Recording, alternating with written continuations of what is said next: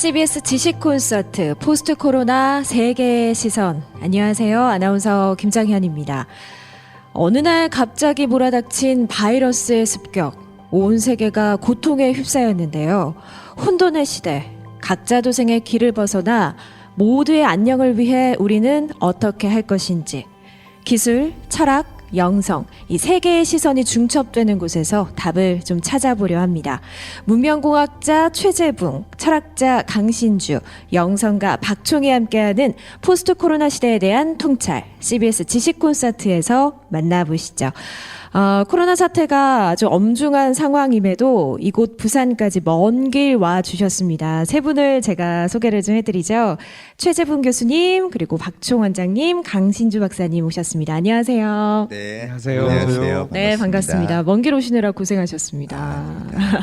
지금 코로나 상황이 사실 좀 심각한 상황인데, 네.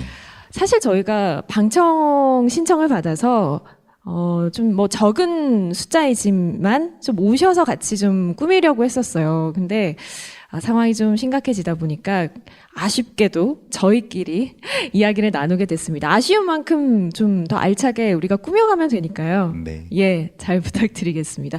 우선 세 분은 초면이시죠? 네. 네, 오늘 여기 처음 와서 뵙습니다. 처음 뵀어요. 네. 사실 뭐 공학자, 철학자, 뭐 영성가가 한 자리에 모일 수 있는 그런 기회는 흔치 않으니까요. 그렇죠. 그래서 오늘 이 시간에 대한 기대도 좀 남다르실 것 같은데 어떠세요? 네, 저는 많이 배울 수 있는 자리가 될 것 같습니다. 겸손하신 말씀. 네. 아닙니다. 원장님 어떠세요? 혼자 강의를 할 때는 뭐 1000명이 들어선 큰 강의실에도 별로 부담이 없거든요. 근데 패널이나 심포지엄 하면 괜히 스트레스를 받아요. 왜냐하면 비교당할까봐. 더 훌륭한 분들한테. 근데 오늘 제 좌우로 너무나 쟁쟁하신 분들이 앉아 계셔서 부담이 더 클 법한데 굉장히 즐겁게 왔어요. 소풍 네. 오는 기분으로. 아. 네. 오늘 즐거운 시간 될 것 같습니다. 네. 우리 원장님 머리 색깔만큼이나 아주 톡톡 튀는 또 많은 좋은 이야기들 많이 해주실 것 같고요. 박사님 어떠세요? 저 같은 경우는 그냥 이제 묻어가야죠. 좀 묻어가시려고 맨 끝에 앉으신 거예요? 아니 그게 아니고요. 철학자라는 존재들이 별로 사실 의미가 없어요. 그러니까 제일 마지막 뒤에서 말실수하는 걸 기다렸다가 우리는 보통 그렇게 하고 있기 때문에 묻어간다고 그러죠. 먼저 얘기 안 하는 사람들 많이 있다가. 어떡하죠? 저도 두 분 훌륭한 말씀하시면 추임새만 넣으려고 그랬는데. 안 돼요, 안 돼요. 아니면 이렇게 말씀하시지만 나중에는 서로 말씀하시려고 아마 마이크 싸움이 벌어지지, 오디오 싸움이 벌어지지 않을까 하는 생각을 해봅니다. 예. 자, 그럼 오늘 바로 본론으로 한번 들어가 보죠. 오늘 주제가 참 사실은 밝고 신나는 주제면 좋겠는데 그렇진 않습니다. 지금 상황부터 좀 진단을 해볼게요. 코로나. 사실 저는 아직까지도 좀 어리둥절하거든요. 지금이 뭐 18세기, 19세기도 아니고 21세기에 왜 이런 역병이 전 세계적으로 창궐했을까? 왜 아직까지 잡히지 않는 걸까? 이런 생각이 듭니다. 세 분은 코로나 사태 어떻게 받아들이고 계세요? 항상 이 순서니까 제가 먼저 네, 좋습니다. 답변을 할까요? 저는 이게 우리가 어쩌면 되게 뭐 정말 과학이 발달했고 모든 걸 잘 알고 있다고 생각했던 인류의 한계가 아닐까 이렇게 생각을 하고요. 제가 그 최재천 교수님하고 같이 이런 토크 콘서트를 한번 한 적이 있는데 그때 참 많은 공감을 했습니다. 인간의 결국 지구의 생태계 파괴가 이 바이러스를 창궐하는 가장 큰 원인이 되지 않았나. 서로 보듬고 감싸고 생태계를 잘 유지하고 갔었다면 결코 이런 일이 없었을 텐데 인간의 좀 과욕이 또 과도한 개발, 이 파괴를 아무렇지도 않게 생각하는 것 그리고 이런 하여간 우리가 갖고 있는 현대인의 문화가 결국 그 자연계에 숨어있던 바이러스를 끄집어내고 결국 그게 우리한테 굉장히 강력한 메시지를 준 게 아닌가. 저는 이렇게 생각을 하고요. 그래서 좀 이번 계기로 우리 인류가 좀 겸손하고 네. 또 미래를 좀 이 환경을 보호하는 쪽에 더욱 강력한 생각을 하셔야 하지 않을까 이런 생각이 들었습니다. 네, 네. 원장님 어떠세요? 네, 뭐 미중의 일이라고 하죠. 그래서 올해는 산타가 12월 25일 날 안 오고 1월 9일 날 온다는 얘기가 있어요. 왜냐하면 2주간 자가격리를 해야 되기 때문에 네, 그런 말도 있는데 사실 뭐 사상 초유의 일이고 코로나 이후에는 이전과 같은 삶을 살지 못할 거라는 말씀도 많이 나오고 하는데 몇 걸음 뒤로 물러나서 인류의 긴 발자취를 보면 팬데믹은 인류가 존재한 이후로 늘 있었던 일이었던 것 같아요. 네, 뭐 과거에 패스트도 그렇고 또 지난 세기의 스페인 독감도 그렇고요. 또 여러 가지 이제 질병들이 우리와 늘 함께 했죠. 그래서 조금은 유연한 자세로 우리가 대처하고 살아야 되지 않을까. 너무 당황하지 말고 늘 있었던 일 중에 하나니까 그런 생각을 하면서 또 동시에 그렇게만 생각하기에는 아쉬운 건 재난이 발생하면 항상 더 큰 고통을 받는 사람들은 약자들이잖아요. 네. 그래서 그분들이 얼마나 힘겹게 살아갈지 헤아리고 공감하면서 연대 감수성을 좀 세밀하게 발휘해야 할 시기가 아닌가 싶습니다. 철저하게 우리를 좀 다시 돌아보게 하는 계기가 되고 있습니다. 코로나19. 박사님은 어떠세요? 뭐 약간 좀 냉정하게 얘기하면 뭐 21세기에 왜 이런 게 뭐 이거는 웃기는 얘기죠. 인간이 밀집 생활을 하고 농업혁명 이후서부터 역병은 우리 주변에 있었었는데 우리가 고민하는 거는 아마 그런 걸 거예요. 아주 이기적인 고민. 왜 내가 살고 있는 이곳에 나한테 오는가? 전쟁을 겪었던 세대들이 있거든요. 부모님 세대들. 근데 그분들도 아마 그랬을 거야. 왜 내가 이렇게 젊은 시절에 연애도 해야 되고 이래야 되는데 공부도 해야 되는데 전쟁이 일어나는가? 그러니까 좀 어쨌든지 간에 어쨌든 핵심은 이기성의 문제인 것 같아요. 인류가 네. 가지고 있는 어떤 이기성이 있거든요. 아주 잔혹한 네. 뭐 파괴하고 그러니까 지금 막 우리가 막 고민하는 것들을 딱 보면 아직도 철이 덜 났다라는 사실은 생각은 들어요. 우리 때 해결을 하는 게 낫죠. 우리 손주 때 이거 걸리는 것보다 뭐 이렇게 들어가야 되는데 왜 하필? 왜 하필? 그리고 뭐 코로나 이유를 또 생각을 해. 사실은 뜻도 모르게 오늘 태어난 아이는요 모든 인간이 마스크를 하고 있는 줄 알 거예요. 그렇죠. 그러니까 우리가 지금 해야 될 것들은 사실은 막 나에 대해서 그렇게 막 조바심 치고 이런 것들이 아니라 이렇게 좀 생각을 좀 했으면 좋겠어요. 나 때, 우리 때 코로나가 창궐했는데 우리가 근사하게 이겨냈다라고 뭐 이렇게 따져야 되는데 뭐 막 그래 피하려고 그러는 것 같고 무서워하는 것 같고 지나치게 예 그런 생각이 좀 들어요. 약간 좀 잔인한 얘기일 수도 있겠지만 예 유사이래로 있어왔고 인류가 멸종하지 않는 이상 계속 이거는 노출돼 있을 거예요. 어차피 예. 마치 정리를 해주신 것 같아요. 오늘 모든 주제에 대해서. 하지만 이 문제를 놓고 계속해서 우리는 고민해 나가야 되고 앞으로를 또 준비해야 하는 입장에서 오늘 이야기들이 좀 새로운 길을 여는 하나의 좀 문이 될 수 있었으면 좋겠다는 생각을 하면서 하나하나씩 좀 짚어봤으면 좋겠습니다. 우리의 대처를 한번 좀 짚어볼게요. 코로나 사태가 벌어진 이후 우리의 대처. 사실 우리나라의 방역, K-방역이라고 해서 전 세계에서 주목을 받기도 했습니다. 상대적으로 타국에 비해서 지금까지 잘 관리를 해온 것 같기도 하고요. 교수님께 여쭤보고 싶어요. 아무래도 좀 첨단 기술을 잘 활용한 측면이 있지 않을까 그런 생각도 들거든요. 네. 우리나라가 어떻게 네. 보세요? 맞습니다. 두드러진 게 우리가 이제 온라인 쇼핑 이런 걸 통해서 초기에 소위 말하는 사회적 공포를 줄였죠.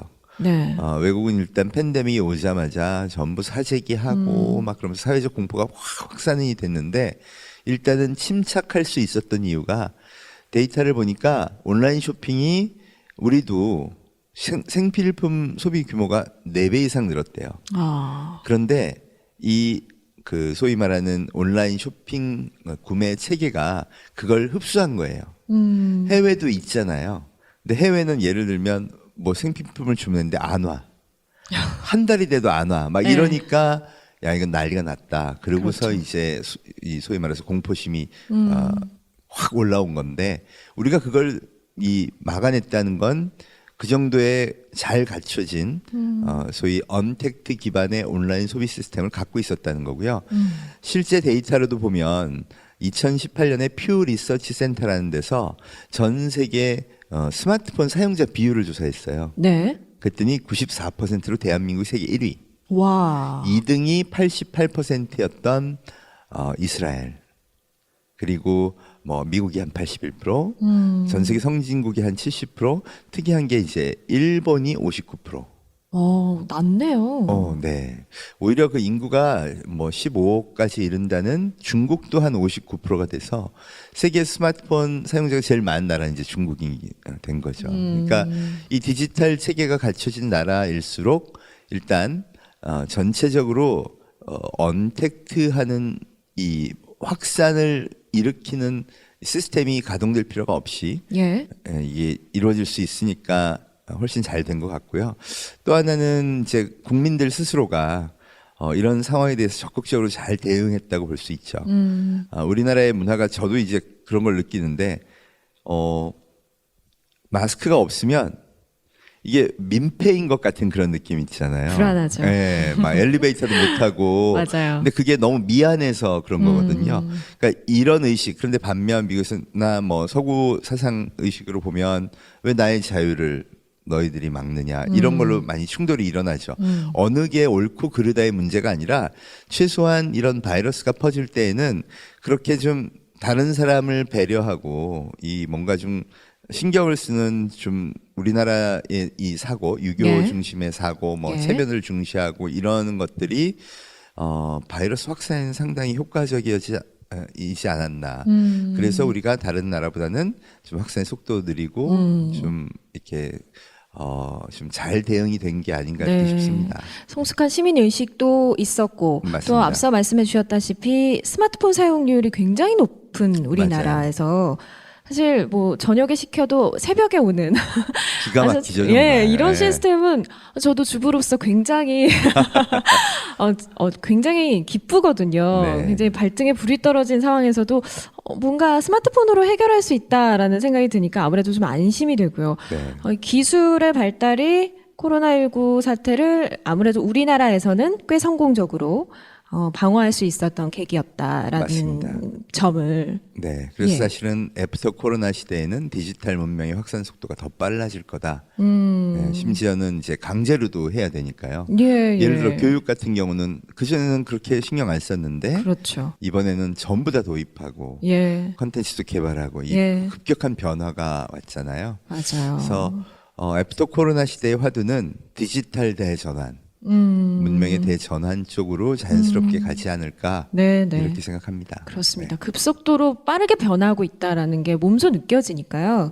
근데 이 코로나 대응의 이 방역의 핵심이 거리두기, 비대면 이거잖아요. 근데 사실 비대면 거리두기를 절대 하지 못하는 분들도 많이 계세요. 뭐 예를 들어 택배 노동자라든지 의료인들, 간병인들, 뭐 돌봄 교사들 이런 분들 보면 아직도 위험을 무릅쓰고 계속 일을 하고 계시죠. 그런 점에서 봤을 때 기술이 모든 것을 해결해 주지는 않을 거다라는 생각. 인간의 희생이 그래도 전제되어야 되지 않느냐 하는 생각이 듭니다. 이 부분은 어떻게 보세요? 원장님께 좀 여쭤볼까요? 지금 굉장히 좋은 말씀을 해주셨는데요. 우리가 언택트 시대를 성공적으로 살아가면서 많은 분들의 희생이 뒷받침이 됐죠. 근데 그 중에서 가장 우리가 일상적으로 접하는 분들이 아마 택배 노동자분들이실 것 같아요. 급증하는 택배 물량 때문에 요즘에 신문 보셔서 다 아시겠지만 연달아 이제 과로사를 당한다고 연일 언론에 올라오는데 올해만 무려 15분이 이렇게 세상을 뜨셨어요. 예. 그래서 우리가 오늘도 이 자리에서 편안하게 앉아서 토론하는 동안에 전국에 있는 5만여 명의 택배 노동자분들이 하루에 평균 14시간 제가 찾아보니까 그리고 한 800층 정도를 매일 180층 정도를 오르는 그런 강도의 노동을 하신다고 해요. 1936년에 조지 오웰이 위건부두로 가는 길이라는 아주 훌륭한 책을 썼는데 그 책에 보면 그 당시에 사람들이 석탄으로 이제 난방을 하고 있었거든요, 영국이. 근데 이제 인건비를 낮추려고 임신한 여자들을 낮은 갱도에다가 몰아넣어서 그들이 그 갱도를 기어다니면서 이렇게 석탄을 주워가지고 이제 옮겨서 그걸로 싸게 이제 난방을 한 거예요. 예. 근데 그 지점을 언급을 하면서 만일 지금도 임신한 여성들이 땅속을 기어 다녀야만 우리가 석탄을 얻을 수 있다고 한다면, 그런데도 우리들은 그 여성들에게 계속 그 일을 시킬 것이다라고 개탄을 했거든요. 근데 아마 거의 한 100년 가까이 지난 오늘도 별로 세상은 달라지지 않은 것 같아요. 그래서 우리가 누리고 있는 비교적 안락하고 안전한 생활들이 바로 그런 분들의 희생에 기초에 있다라는 것 잊지 않아야겠고, 그리고 우리 어느 누구도 저는 섬이 아니라고 생각을 해요. 네. 예, 왜냐하면 우리가 인류라는 대륙이 있고 어떤 누구의 죽음도 우리의 존재 일부를 감소시킨다, 그렇게 생각을 합니다. 아마 코로나 시대가 우리에게 준 가장 큰 교훈이 이게 아닐까 싶은데, 내가 별 생각 없이 마스크 안 쓰고 다중 이용 시설에 갔다가 슈퍼 전파자가 된다든지, 또 내가 밖에서 장보기가 두려워서 택배 물량을 전보다 두세 배 늘렸는데 택배 노동자의 사망이 예년에 비해서 급증을 했다든지, 그게 우리의 행동 하나가 누군가의 생명과 직결될 수 있다는 것을 깨닫는 그 지혜와 네. 그에 따르는 좀 실천이 있어야겠고, 아마 그런 역할을 종교나 영성이 좀 해줘야 되지 않나 생각합니다. 사실 그래요. 저도 정말 택배가 너무 빨리 오면 죄송스러울 정도예요. 새벽에 막 이렇게 배송하시는 분들 가끔 뵈면 저분은 식사는 하고 나오셨을까? 그런 생각이 들거든요. 정말 그 코로나 시대에 우리에게 던져진 수많은 화두 중에 하나인 것 같습니다. 어떠세요? 박사님께도 한번 여쭤볼게요. 기술이 모든 것의 답은 아니잖아요.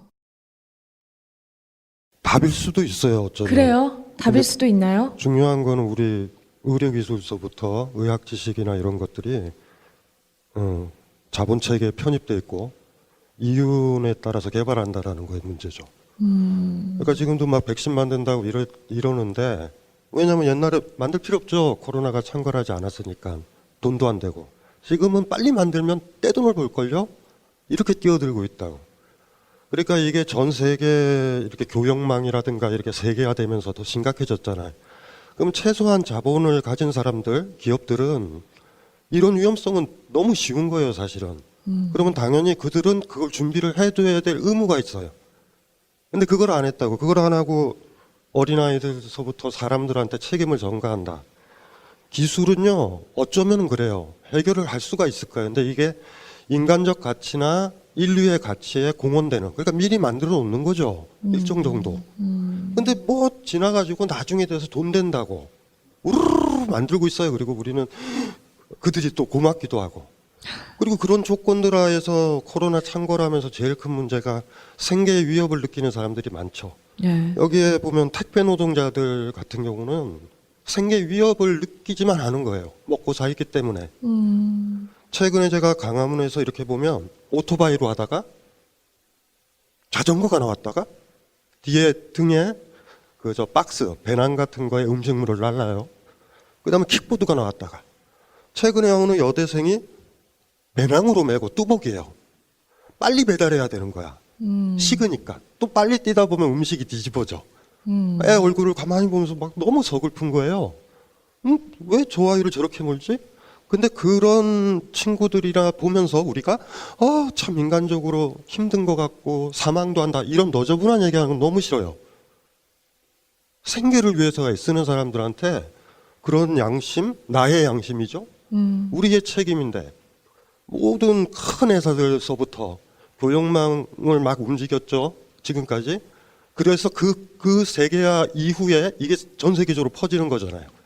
그러면 이렇게 세계화를 이끌었던 최소한의 주체, 그건 애플을 포함해서 거대 기업들이요, 다국적 기업들이 이 코로나 백신에 대해서나 이런 것들은 전적으로 자기들이 책임을 져야 돼요, 제가 봤을 땐. 근데 갑자기 막 인류에 벅찬 듯이 앞다퉈 백신 만들겠다고 이럴 때 나중에 또 또 바이러스 또 창궐하면 또 어떡할 건데, 그때 돼서. 자본을 통제를 못하면 인간들은 이렇게 힘들어요. 자본의 논리는 이윤이니까. 예. 그래서 그 이윤 속에 우리 편하잖아요. 편하고 택배 노동자는 또 아까도 얘기했지만 많이 또 돌아가시고 있고, 그분들이 우리를 위해서 아니에요. 생계 때문에. 할 수밖에 없어요. 매번 속상해요. 그래서 나중에 보면은 또 광화문에 가면 또 어떤 음식 배달하는 사람이 어떤 장비를 들고 얼마나 벌고 또 나올까. 우리를 위해서가 아니라 몇 푼 벌려고. 그렇죠. 예, 그게 지금 우리의 모습이니까. 예. 그래서 기술을 가급적 인간학적 가치나 인류적 가치 속에 집어넣을 생각들을 해야 되는 것 같아요. 맞습니다. 네. 아니 공학자로서 이런 말씀 들으시면 어떠세요, 교수님? 아니 사실 되게 예. 정확한 지적을 하셨어요. 어. 세계 최고의 제약회사들이 그동안 코로나 관련 바이러스는 연구를 안 해왔어요. 네, 우리만 하고 있었어요. 왜냐하면 우리는 그래요. 메르스를 겪었잖아요. 그렇죠. 이게 다 코로나 계열이거든요. 그러니까 서구에서는 코로나는 돈이 안 된다는 걸 알고 있었어요. 그래서 역설적으로 코로나 치료제에 관련된 특허가 대한민국 기업들이 굉장히 많아요. 그래요. 예. 그러니까 백신은 사실 개발하는 과정이 이게 좀 복잡하고 기술이 또 공통된 게 많아서 늦게 출발했더라도 서구의 앞선 회사들이 할 수 있지만 치료제는 얘기가 다른데 사실 우리가 필요한 게 치료제잖아요. 그렇죠. 그죠? 그렇죠. 백신도 있지만 결국은 우리 신종플루 없앴던 게 타미플루잖아요. 네. 그게서 나오니까 싹 사라졌죠. 그러니까 네, 네. 코로나도 마찬가지거든요. 그런 면에서는 우리나라 특허가 되게 많은 게 말씀하신 것처럼 자본이 야 이거 코로나는 돈 안 되니까 다 빼. 근데 우리나라는 메르스를 겪었기 때문에 야 이거 준비해. 그리고 음압병동, 시설 갖춘 게 된 것도 예. 그래서 이번 코로나가 왔을 때 우리가 대응이 잘 된 것도 그 덕분이에요. 말씀하신 것처럼 우리는 경험을 했기 때문에 사실 그렇지만 자본이 잘 쓰여서 이런 대응을 잘 할 수 있었던 거죠. 예, 예. 또 이 택배도 재밌는 게요. 네. 요즘 그런 게 나왔습니다. 아파트 앞에까지만 배달하면요. 네. 로봇이 아파트 나머지는 올라가요. 그래요? 네, 이미 상용화해서 쓰고 있어요. 와. 대신 이제 그 아파트들은 이 로봇이 먼저 학습을 해야 되는 거죠. 적어도 그것만 해주면 왜 뭐 택배 하시는 분이 엘리베이터를 쓰냐 온갖 정말 네네. 추잡한 막 그런 분들 많잖아요. 근데 실제로 이게 이제 완전히 정착되면 어떻게 되냐면 예. 우리 아파트를 새롭게 짓는다. 그럼 택배 배달 로봇은 밑에서 대기하고 있어. 그래서 기사님이 딱 와서 이렇게 번호를 딱 눌러주고 이렇게 하면 지가 윙 가서 집 와. 앞에 내려놓고 메시지 남기고 그러고 오는 거죠. 너무 좋은데요? 괜찮죠? 예. 그러니까 테크놀로지는 계속 필요한 요소에 이제 발전을 해 나가고 있는 겁니다. 네네. 그러니까 로봇이 사실 아주 완벽할 수는 없지만 적어도 어떤 특정 영역에서 할 수 있는 게 필요하다고 생각되면 자본이 투입되고 네. 그걸 인해서 하는데 네. 좀 반가운 소식은요. 아까 우리 강 박사님이 지적하셨던 자본이 그런 문제를 해결하기 위해서 노력해야 된다. 그런데 실제로 그렇게 많이 선회하고 있습니다. 그래요? 네. 예, 그건 좀 반가운 현상이라고 볼 수 있어요. 그러네요. 그런 방향으로 계속 흘러가서 정말 그 기술이 우리 인류를 좀 돌파구, 새로운 돌파구를 찾아낼 수 있도록 네. 그 길을 좀 열어줬으면 좋겠다는 생각이 듭니다. 네. 앞서 우리나라의 그 기술력, 시민의식, 그리고 앞서 메르스를 경험했던 그 경험들, 이런 것들이 우리나라가 아무래도 다른 나라에 비해서 좀 성공적인 방역으로 이어질 수 있었다라는 점을 얘기를 했었는데, 근데 또 한편으로는 이런 지적도 있어요. 우리나라를 비롯한 동아시아 국가들이 이렇게 코로나 방역에 성공했던 이유가 권위주의 유산 때문이다. 권위주의의 산물 때문이다. 이런 이야기에 대해서는 어떻게 생각하시는지 궁금해요. 박사님께 먼저 여쭤볼게요. 서양 학자들이나 이런 친구들의 타켓은요, 정확하게 중국이죠. 예. 중국적 사회주의를 얘기하는 거죠. 근데 이제 그게 이제 아쉽게도 우리가 중국 사람이랑 서양 사람 눈에는 비슷해요. 동아시아 삼국이. 근데 우리랑 사실 중국이랑 굉장히 달라요. 체제 자체가. 그렇죠. 거기는 통제가 가능하거든요. 아주 묘한 나라거든요. 공산주의도 가지고 있지만 공산주의는 굉장히 강력한 전체주의 체제를 토대로 해요. 제도권 공산주의는. 그런데도 자본주의도 받아들이고 있어요. 그러니까 자본을 확 통제할 수 있는 거죠. 기업도 스톱시키고.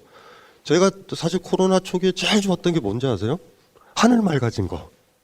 아, 하늘 맑아진 거. 그 유일한 그거잖아요. 그렇죠. 근데 그거는 통제가, 그러니까 그게 센 거죠. 이제 그런 모습들이 보이는 거예요, 사실은. 서양 사람들은. 그래서 근데 때때로 또 우리나라 사람들 중에서 몇몇 분들이 우리도 권위주의가 있는 거 아니냐라고 뭐 이렇게 들어오는데 우리는 그닥 그렇게 권위적이지도 않아요, 사실은. 그래요. 예. 우리나라 같은 건 좀 특이한 경우죠. 일본 같은 경우는 좀 무덤덤한 쪽? 세상이 그런 거 아닌가? 그냥 이렇게 넘어가는 약간 이상한 묘한? 근데 권위주의랑은 조금 그건 좀 잘못 던진 것 같아요. 그러니까 그거는 어쩌면은 이런 거죠. 서구가 자기들이 못 막았잖아. 그렇죠. 근데 이건 고귀한 가치 때문에 못 막았다라는 게 필요한 거예요. 자유, 뭐 인간의 자유, 뭐 이런 거. 근데 그쪽은 야만 아니냐? 완전 통제하는 거 아니냐? 반민주적인 거 아니냐? 사람들을 진짜로 뭐 막말로 개돼지로 보면서 한쪽에 몰아놓고 차단하고 이러는 거 아니냐? 이렇게 해석하고 싶은 거죠. 예. 그러면서 그 담론이 막 학대재생산이 되는 거예요. 아. 그러다가 보면 사실 굉장히 욕이거든요, 우리 입장에선. 네. 근데 또 그거에 편승한 사람들도 많아. 그래, 우리는 유교 문화지. 우리나라의 이혼율이 얼마나 높은데요. 그 무슨 유교 문화를 갑자기 얘기를 해요. 공감합니다. 아니, 그래서 진짜 우리가 사실 소위 선진국이다라고 하는 국가들이 이제 코로나에 맥없이 무너지는 걸 너무 지금도 보고 있고, 그래서 우리가 선진국이었어, 사실은. 우리나라가 이렇게 선진국이었어, 이런 생각이 들면서, 아니, 코로나 방역에 완전히 실패한 서구 문화들, 서구 국가들을 보면서 좀 그 서구 중심주의, 서구 중심주의를 좀 벗어나서 철학의 전환을 이뤄야 될 때다, 이런 진단을 하시는 분들도 계시더라고요. 어떠세요, 박사님? 그 철학 얘기 나오니까 제가 먼저 이 말씀을 드려야 될 것 같다. 그렇죠? 예. 확산이죠. 그러니까 우리가 하나 약간 사례를 하나 들면 아프리카의 노예들을 잡아가지고 아메리카 개척된 곳에서 노예를 썼잖아요. 예. 쓴 이유는 하나예요. 먼저 그 위도가 맞기 때문에 풍토병이 거의 비슷해. 유럽에 있는 사람들을 데려다가 미국에 던져놨더니 아메리카나 사람들도 그 유럽에서 온 그 어떤 바이러스에 또 창궐해서 또 역병이 죽어. 그리고 거꾸로 유럽에서 온 사람도 죽었어요. 그러니까 무슨 소리냐면 퍼져나가면 안 돼요. 인류가 유일하게 진짜 무시무시한 경우는 위도를 넘어가는 놀라운 힘에 있어요. 되게 다른 동물들은 위도 안에 갇혀 있어. 실크로드만 보세요. 행으로 이렇게 그어져 있죠. 네. 그 위도가 맞아요. 그 밑으로 가면은 이상한 말라리아 모기 있고 해서 죽어요, 사람들이. 그러니까 세계화가 됐고 식민지를 만들었고 이런 것들이 18, 19세기에 계몽주의의 기초도 하고 있고, 우리는 야만이에요. 아시아 사람, 아프리카 사람. 그러니까 저들을 깨우쳐 줘야 돼. 물론 그들이 원했던 것들은 수탈하는 거죠, 식민지 주민들을. 이거의 책임을 전적으로 져야 되는 거고, 그 극대화 지점이 우리 지금의 21세기 지금 세계화의 그것도 마찬가지 마지막인 거예요, 사실. 예. 그 속에 있다라고 그랬을 때 되물어보고 싶은 거죠. 예. 무엇을 계몽을 했는가? 진짜로. 그러니까 돌아보면 제가 그래서 웬만하면 이동 안 하는 게 사실은 병 안 걸리고 좋아요. 움직이면 안 되거든요. 중세 시절에 패스트 확 왔었을 때도 아라비아 반도 저기 중국에서도 배가 타고 올라와서 그 위도는 괜찮았는데, 배 타고 또 올라오면서 그 지들 있죠, 설치류들. 네. 그게 유럽에 들어가면서 막 이제 일이 커져 나간단 말이에요. 네. 그러니까 돌아보면서 이렇게 보면 유럽에서 그렇게 주장했던 거, 중요한 건 그런 거죠. 서구화. 그 바닥에 있는 그 무한한 확장들 속에 모든 생태계뿐만 아니라 인간들도 그런 거죠. 이거는 서양 사유가 뭘 얘기하느냐가 중요한 게 아니에요. 과도하게, 그러니까 전 세계에 퍼지면서 이들은 서구가 자기 중심이라고 생각을 했고, 지금 우리나라 사람들도 믿어요. 여기도 보니까 부산 오면 보면 근대화, 일제시대를 통해서 서구 문물 들어온 걸 근대라고 우리는 보통 쓰거든요. 그걸 자랑이라고 생각한단 말이야. 근데 그것 자체가 어쩌면은 과도하게 팽창되면서 네. 생물학적으로나 여러 면에 있어서 네. 우리가 뭐 대응을 못하는 거죠. 꽤 많은 시간이 필요해서 그게 생태의 문제인데, 그래서 서구화의 내용의 문제가 아니라 서구화라는 현실적 모습들 있죠. 영어 쓰게 되고 뭐 쓰게 되고 뭐 퍼지게 되고 이런 많은 것들 있죠. 그런 것들이 지금 한 200여 년 지나서 지금까지 왔고 세계화라는 이름으로 그게 극점에 이른 거예요. 사실은 어떤 점에선. 처음에 이제 여기 계신 선생님들도 그 언뜻 그 얘기를 하셨던 것 같아요. 그래서 서구화보다 더 중요한 게 사실은 그 내용, 철학적 내용보다 우리가 서구화됐다라는 그런 문제예요. 그러니까 그거는 슬픈 역사죠. 식민지 역사서부터 다 포함한 역사죠. 이제 그런 식은 안 된다라는 거죠. 예. 예. 그런 식으로 좀 크게 좀 철학의 내용이 아니라 예. 크게 철학과 수반에서 벌어졌던 많은 경제적인, 정치적인, 군사적인, 종교적인 영향관계, 모방관계, 답습관계, 따라야 하는 거 이런 많은 것들 속에 있었던 200여 년을 조금 고민해 보면 많은 것들을 생각할 수 있을 것 같아요. 네. 예. 앞으로는 어떻게 될까? 사실 원장님께도 여쭤보고 싶어요. 사실 종교, 특히 기독교, 서구의 영향을 굉장히 많이 받았죠. 특히 미국, 우리나라 같은 경우는 이렇게 코로나로 인해서 서구 우월주의의 약화가 가져오고 있는 상황에서 무엇이 좀 변화될까라는 생각도 들거든요. 어떻게 보세요? 저는 일단 대한민국 저도 뭐 그리스도인 중에 한 명으로서 이 땅의 기독교가 이제 구원말 일제강점기 시대에 이제 외국에서 온 선교사들 그 정착기부터 시작해서 미국 기독교 영향을 너무 압도적으로 많이 받았다는 생각을 늘 하거든요. 예. 네. 그러니까 한국 전쟁과 또 냉전 시대를 거치면서 미국이란 나라는 뭐 하나님 나라의 현현, 그리고 소련과 북한은 뭐 사탄의 현현 이렇게 여겨지기도 했었어요, 실제적으로. 근데 뭐 우리는 다 시대의 자식들이니까 뭐 그럴 수밖에 없는 측면도 있다고 봅니다. 근데 안타까운 거는 뭐 우리나라 선교 초기에 미국만이 아닌 또 유럽의 기독교의 영향을 좀 받았더라면, 혹은 같은 제3세계 또 아시아권 국가들의 기독교가 또 어떻게 토착화되고 하는지 그런 것도 좀 참고를 하고 영향을 받았으면 참 좋았을 텐데, 그 미국의 보수적인 기독교 영향이 너무 컸던 것 같아요.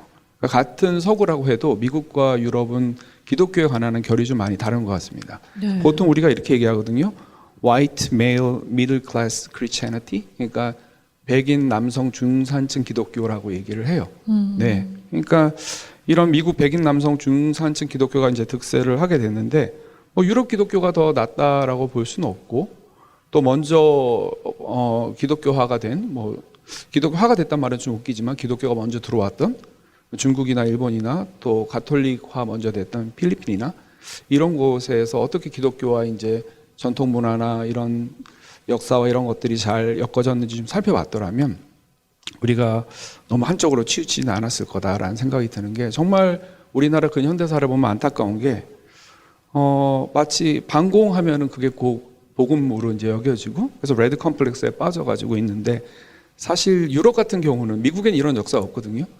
그러니까 산업혁명 초기에 극악한 노동 환경에서 죽어가는 노동자들을 위해서 일하신 분들, 그리고 초기의 노동법, 또 노동운동, 노조결성 앞장섰던 사람들이 대부분 다 기독교인들이었어요. 제가 기독교인이라서 두둔을 하는 게 아니라 예. 실제로 그랬었거든요. 예. 네. 그리고 요즘에 보면은 또 뭐 기독교인들이 젊은 지구론설이라 그러죠. 6,000년밖에 안 됐다. 그래서 이제 창조론 중에 좀 극단적인 창조과학 설인데, 창조과학에서 주장하는 건데, 사실 유럽의 기독교를 좀 접했더라면, 다른 지역의 기독교도 접했더라면 유신론적 진화론도 있고 창조를 이야기하는 훨씬 다양한 담론들이 있다는 것을 좀 알았더라면, 오늘날 한국 기독교가 이렇게 극도로 편협하고 또 심지어 자기들의 사회정치적인 이념을 기독교로 교리화해서 그것들을 복음인 것처럼 가르치고 또 전파하는, 이렇게까지 됐나 하는 생각에, 특히 코로나 창궐 하면서 한국 교회가 그동안 요 한 해 동안 보인 수많은 행태가 네. 너무나 수치스럽고 부끄럽거든요. 네. 네, 그래서 더 이런 좀 자책에 더 빠지는 게 아닌가 싶기도 합니다. 네. 좀 극단적으로 나뉜다라는 생각도 들고요. 갈등이 오히려 종교계 안에서도 커지고 있다라는 그 안타까움도 좀 들고요. 사실 이 코로나로 인해서 아직 모든 것이 불투명한 상황입니다. 그래서 많은 사람들이 불안해하고 있죠. 이렇게 불안해했던 게 언제였을까 생각할 정도로 굉장히 많은 사람들이 불안해하고 있는데 문제는 그 불안감을 해소하는 방식인 것 같아요. 근데 좀 우려스러운 부분은 뭐 혐오, 배제, 가짜뉴스, 음모론 이런 것들이 사실 너무 난무한 게 아닌가 하는 생각도 들고 SNS가 발달하면서 의사소통이 굉장히 자유롭다고는 하지만 조금 더 깊이 들여다보면 좀 끼리끼리 확증 편향이라고 하죠. 그런 걸 강화하는 식의 SNS 활동 이런 것들이 더 많은 것 같고 또 1인 미디어 시대의 가능성이 열렸다. 이렇게 얘기하는데 누구나 다 주인공이 될 수 있다라고 하는데 그 말이 좀 환상처럼 느껴지기도 하거든요. 이번엔 교수님께 좀 여쭤보겠습니다. 네. 포노사피엔스. 네. 낙관할 수 있을까요? 이 포노사피엔스의 미래. 저는 그 변화에 대해서 자꾸 그런 시각을 갖는 건, 이 소위 말해서 기존의 시스템에 익숙해 있던 사람들이 그게 불편한 거예요. 네. 그래요. 그렇죠. 근데 실제로는 원래 인간은 다양해요. 그게 지금 이제 발현되고 있는 거죠. 저는 이 앞으로 미래를 바꿔가는 문화혁명의 상징으로 항상 BTS를 얘기하거든요. 네. 이 BTS가 이번 주에 빌보드 싱글 차트 1위를 차지했는데 그게 Life Goes On이라는 노래예요. 맞아요. 전부 다 한글로 부른 노래. 영어는 추임새만 들어가요. 그런데 미국의 빌보드 싱글 차트를 언어도 상관없다 그러면서 열심히 듣고요. 그 뜻을 알기 위해서 한글을 공부해요. 그러니까 이게 뭘 보여준 거냐면 왜 BTS가 상징이냐 하면 과거에 우리가 아까 우리 강 박사님이 얘기하셨지만 서구화, 근대화 잘 보시면요. 우리나라의 의회 시스템, 네. 정치, 예. 방송, 또 경제, 그리고 우리 지금 이렇게 꾸며놓은 거 다 서구 거 그대로 갖다 놓은 거죠.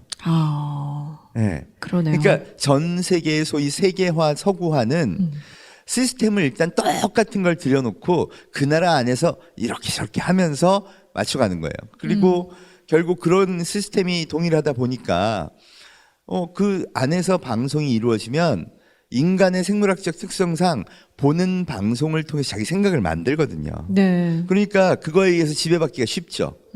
소위 대중매체에 의한 영향이 굉장히 커지고 대중화된 생각을 갖게 되는 거예요.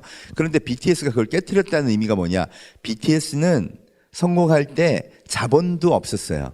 맞아요. 자본이 지배하지 않아. 그러니까 이 사회가 자본이 지배하지 않는다는 걸 보여준 거고요. 두 번째, 방송에도 안 나갔어요. 그죠? 유튜브가 많이 맞습니다. 예. 2013년에 데뷔해서 2017년 미국 아메리칸 뮤직 어워드 1위를 차지할 때까지 TV는 거의 안 나갔어요. 예. 그 얘기는 인류의 삶의 공간이 SNS가 됐다는 걸 보여주는 거고요. BTS라는 대한민국의 보이밴드가 열심히 활동하면 세계 최고의 가수를 팬덤이 만들 수 있다는 걸 보여준 거예요. 자본과 방송이 지배하는 게 아니라 팬덤과 그리고 SNS가 이제 인류에서 성공하는 비결이 됐다고 보여주는 거죠. 예. 자, 그럼 그게 방송으로 어떻게 퍼졌냐?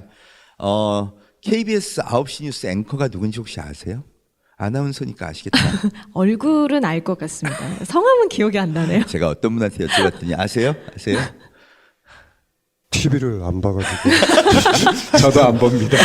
보세요. 이게 옛날에는 막 정치인 되고 난리도 아니었잖아요. 그래요, 아무도 몰라요. 맞아요. 예. 네, 어떤 분은 손석희 아니냐고 그러시긴 하더라고요. 그런데 유튜버는 많이 알죠. 네. 이게 무슨 얘기냐면 시스템으로 이 사회의 가장 표준이 되는 건 공영방송 있고 지상파가 있어라는 룰이 다 깨지는 거예요. 네네. 그리고 아까 말씀하신 것처럼 조금 개인들이 팬덤이 생기면서 네. 자기들의 의견을 얘기할 수 있는 개인 미디어 시대가 진짜로 온 거예요. 그리고 인류는 그걸 원래 좋아했어요. 다만 갈 데가 없었어. TV밖에 보일 수 있는 게 없으니까. 그렇죠. 예를 들면 보람이 있잖아요. 보람 네. 튜브. 보람 TV의 구독자가 2,720만이에요. 2,710만. 그게 세계 2위의 키즈 방송국이에요. 그러니까 우리나라 지상파 방송국에 TV 유치원이 있는데 거기는 우리나라 아기가 4, 5, 6, 7세 합해야 138만이거든요. 근데 시청률은 0.4%밖에 안 돼. 근데 우리는 그게 대표 방송인 줄 아는데 그게 아니라 전 세계, 그러니까 100만 명을 제외하더라도 2,600만의 아기가 구독하고 보고 싶어하고 늘 보는 방송이 보람이 방송이 된 거예요. 그럼 달라졌죠? 달라졌네요. 그러니까 그렇게 달라지면 그 팬덤을 기반으로 새로운 체계가 형성이 되는 거예요. 이게 방송의 체계가 이제 인류가 좋아하는 체계는 요런 방송 시스템이구나. 다만 그 과정에서 부작용, 아까 말씀하신 대로 가짜 뉴스가 나오고요.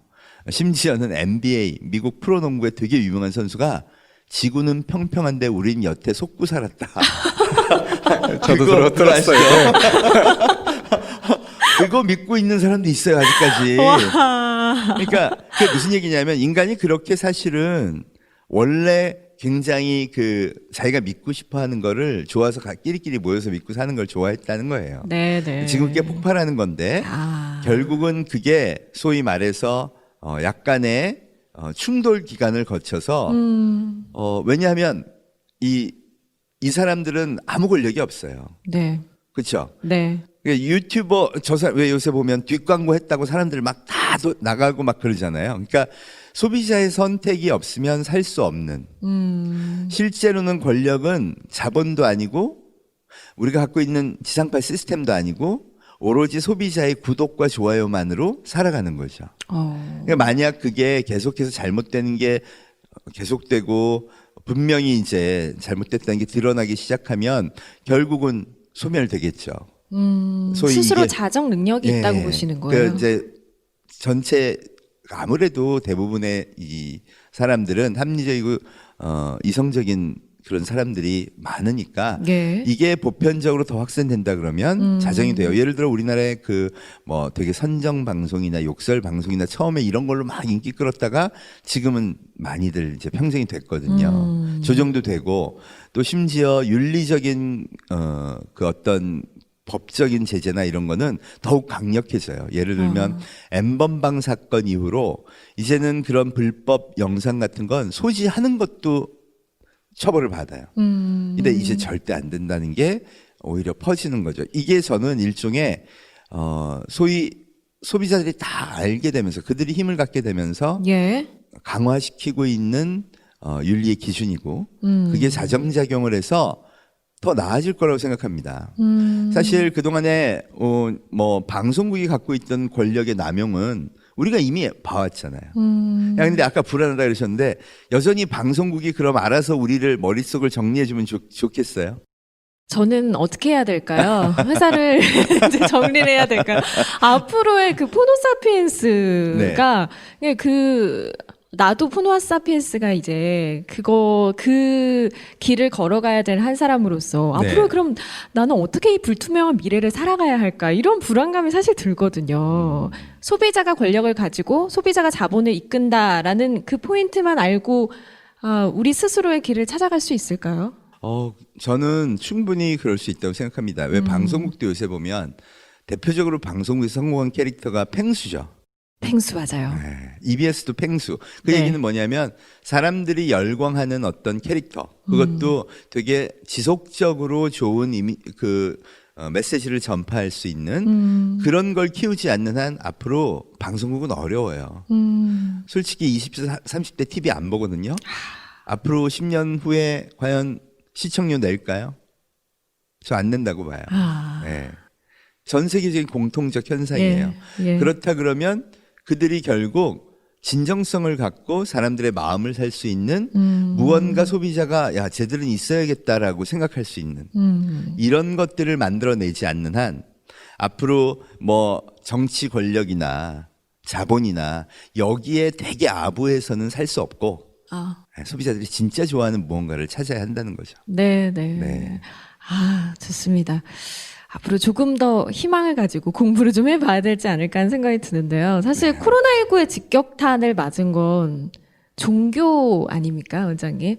네, 그렇습니다. 모이지를 못하잖아요. 네, 모이지 모여야 못하죠. 하는데, 예, 모이지를 못하고 있어요. 그래서 사람들이 종교 자체의 쇠퇴, 종교 자체의 몰락, 이런 이야기들을 하고 있습니다. 어떻게 전망하세요? 저는 아무래도 불안한 시대니까 사람들의 종교성, 또 영성, 이런 부분에 대한 욕구, 또 이런 부분에 대한 관심은 더 깊어질 거라 보는데, 제도화된 종교는 확실하게 쇠퇴할 것으로 전망을 하고 있습니다. 예. 근데 원래 그 유목민들하고 정주민이라고 해서 그 사람의 거주 양식에 따라서 인간을 나누잖아요, 역사적으로. 근데 항상 제도권 교회, 예, 특히 이제 제도권 종교 기관은 유목민들이나 집시를 싫어했어요. 왜냐하면 사람들이 한 군데 모여서 그들의 종교심을 수렴을 하고 그 수렴된 종교심 위에 종교 권력을 구축을 해야 되잖아요. 근데 인간들이 한 군데에 살질 않아. 막 돌아다녀.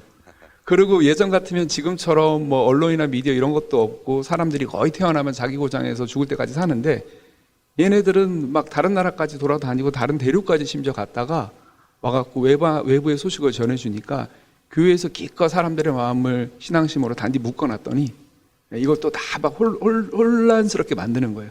그래서 원래 유목민들이나 집시와 같은 사람들을 교회가 전통적으로 좋아하지 않았어요. 예, 미워했고. 예. 근데 오늘날 코로나 시대 때 이게 굉장히 재미난 유비가 되는 게, 교회를 이제 그 신학적으로 이렇게 얘기를 하거든요. Church Ecclesia, 모이는 교회죠. 예배당 중심으로 성직자 중심으로 모이는 교회가 있고, Church Diaspora라고 해서 흩어지는 교회를 얘기를 해요. 네. 근데 이제 모이는 교회인 Church Ecclesia는 정주민의 비유를 할 수 있다면, 흩어지는 교회인 Church Diaspora는 유목민이나 집시의 비유할 수 있거든요. 근데 앞으로는 이제 유목민적인 신앙을 하는 분들이 엄청나게 이제 늘어날 거예요. 성직자나 또 교권의 영향력에서 벗어나서 스스로 이제 신을 찾고 영성의 세계에 빠져드는 분들이 이제 늘어나겠죠. 그러면 이제 이런 시대에 교회가 그들의 니즈를, 어떤 스피리추얼한 니즈를 충족을 시키고 섬기려고 애를 써야 되는데, 오히려 더 이제 퇴행을 하고 있고, 뭐 어떤 모습을 보였는지는 제가 굳이 길게 말씀을 안 드려도 정강훈 씨 사태를 보면, 예, 그냥 이후의 설명은 생략합니다. 아실 거예요, 어떤 일이 있었는지. 그러니까 앞으로 한국 교회는 안 그래도 사람들이 온라인으로, 언택트로, 유튜브로 예배를 드리다가 그래 이렇게라도 예배 드려야지라고 하는 약간 종교적인 의무감이 있었는데, 네. 이제 이 시간이 지나가니까 예배 안 드려도 뭐 되네. 그리고 심지어 예배 안 드리고 교회 안 가고 교회에서 하루 종일 안 지내보니까 야, 굉장히 이런 생활도 나쁘지 않다. 이러면서 아마 점점 그 어떤 제도화된 종교 기관에 참석하는 사람이 숫자는 줄어들 거예요. 근데 저는 개인적으로 이런 시대에 한국 교회가 망했으면 좋겠어요. 근데 이건 저주 아닙니다. 이건 저주 아니고요. 덕담입니다. 진심으로 제 덕담이고요. 예. 잘 망했으면 좋겠어요. 잘 망해서 정말 지금까지 보였던 너무나 복음과 상반된 어떤 종교 권력으로 똘똘 뭉친 이런 모습들이 좀 무너지고, 네. 그래서 성 프란치스코가 꿈을 꾸는데 다미아노 성인이 나타나서 지금 교회가 무너지고 있으니 네 어깨로 바치라라는 목소리를 듣고 자기의 삶을 바쳐갖고 교회를 재건을 하려고 했거든요. 제가 20대 소시적에 그 책을 읽고 감동이 있어서 저도 뭐 제가 대단한 사람은 아니지만 미력이나마 한국 교회를 위해서 무너지는 걸 이렇게 좀 바쳐보려고 나름 그런 삶을 살아왔다고 말하기는 좀 부끄럽지만 그렇게 하려고 작은 몸짓이나마 보탰는데, 제가 이제 30년이 지나고 이제 50대가 돼가지고 지금 와서 제가 듣는 음성은 다미아노의 교회를 어깨로 바치라는 목소리가 아니라 예수가 얘기했던 이 성전을 헐라 내가 사흘 만에 다시 일으키리라. 그 음성에 오히려 저는 더 반응을 하고 싶고, 네, 네. 그냥 그래서 교회가 이왕 망할 거 아름답게 잘 망해서 그루터기부터 시작해서 다시 재건할 수 있으면 좋겠다라는 생각을 하고 있습니다. 두 분의 말씀을 들으니까 코로나로 인해서 기존의 권력 체계가 다 무너지는 것 같네요. 교회, 종교도 그렇고 기술, 소비자가 권력을 쥐고 오히려 자본을 움직이는 이 사회.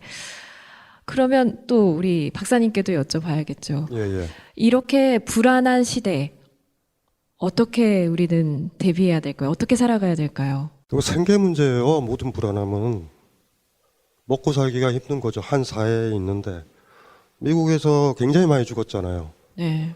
그거는 의료보험이 민영화돼서 생기는 문제예요. 걸릴 수는 있는데 치료를 못 받는다. 이거 답이 없거든요. 우리 사회 같은 경우는 그나마 좀 옛날에 신자유주의 정책 때 싸우고 해가지고 그나마 의료보험이 있어서 지금 아프더라도 그렇게 많이 사망률이 적은 거예요. 문제는 이런 거죠. 그러니까 이제는 생계를 걱정하는 사람들이 의료보험마저도 민영화가 된다 그러면 죽는 거예요. 이제 병 걸리면. 그래서 우리가 지금 해야 될 것들은 뭐냐 하면 의료도 자본에 편입되는 걸 많이 막아야 된다. 혹여 나중에 이제 몇 년 지나서 의료 민영화 얘기 또 나올 거예요. 근데 의료 민영화가 나오면 지금 코로나19죠. 코로나 한 20일 나오면 거의 또 우리도 미국이랑 마찬가지예요. 그러니까 우리가 까먹지 말아야 될 것들이 있어요. 어떤 의료 기술이나 뭐든 공적 가치가 있는 거예요. 그거는 예. 이윤에 들어가면 안 되거든요. 그래서 이런 거죠. 막연하게 불안하다 이 문제 아니에요. 생계 문제가 어려워져 있어요. 지금 너무나 많이.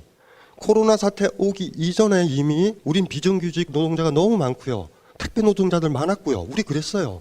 그리고 그 사람들한테 하중이 지금 더 전가될 뿐이에요. 우리를 위해서 희생하는 거 아니에요. 제발 좀 택배 아저씨 고마워 이러지 좀 말아요. 우리가 지금 사회적으로 그분들의 생계 조건을 방치해 놓고서 생계를 위해서 움직이는 사람한테 고마워요라는 얘기는요. 그걸로 퉁치려는 그 나쁜 의식인 것 같아. 나중에 몇 년이 지나도 의료보험 있죠? 공동체적 가치로 지켜야 돼요. 그때 이 방송 기억하시는 분들 알 거예요. 코로나 얘기는 없어지겠죠. 뭐 이게 종식될 테니까.